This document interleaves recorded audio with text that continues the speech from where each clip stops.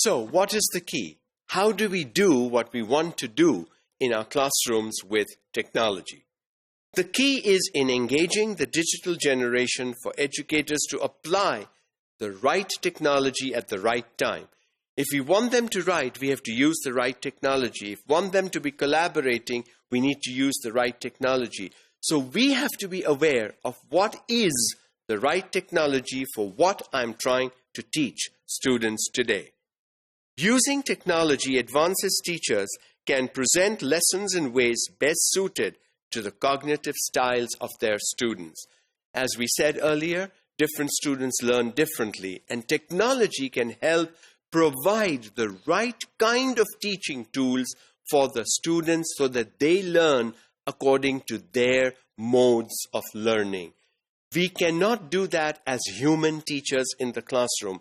We possibly cannot work with 20, 30 different types of students individually. And that is why in a traditional classroom, we work with students as one group.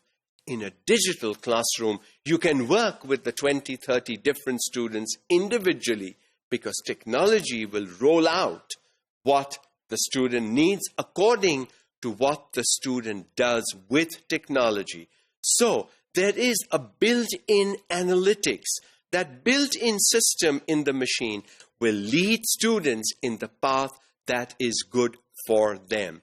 And as teachers, we only have to depend on the machine, on the software put in, and the analytics that that software will offer for each individual student. For example, the use of video, audio, and text can mutually reinforce concepts and enable students to engage the same ideas in multiple ways. We want the text for reading, we want the audio for sound, we want the video for the animations and the color and all that. Now imagine you already have 3 media that the students is exposed to. Don't you think the students will learn better? Rather than with the textbook, all you have is a text.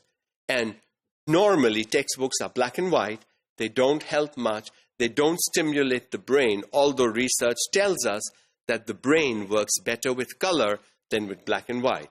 But then producing color textbooks is not an easy task, neither is it a cheap task. Good quality color textbooks are expensive. However, accomplishing this means that educators must view technology not as the enemy, but as a key tool to motivate and engage students. If you talk to teachers, normally you get to hear, oh, technology is a waste of time. They will be listening to songs. They will be texting their friends. Well, if the machine comes into the classroom and you don't use it beneficially for learning, yes, it will be used in other ways. So you know these gadgets come to the classroom.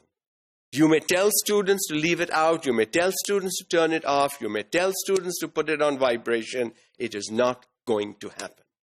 So, knowing that the gadget will come in, why not use that tool to help students learn and to help you teach?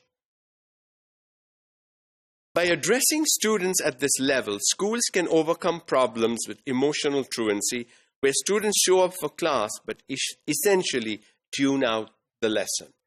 So, we've said that to students many times. You're physically here. Where are you mentally? That's what this means. Emotional truancy. I'm here because I need to be here, but I'm not listening to what the teacher is saying. So physically I'm there, mentally I'm somewhere else. If we have the digital tools available, the students will be there physically and mentally because teachers will be expecting them to do things that they enjoy doing. And pushing buttons, looking at messages and stuff is what students are interested in today. How can we make sure that our students will be learning through the digital tools in the digital way so that they will be the beneficiaries of the teaching learning process?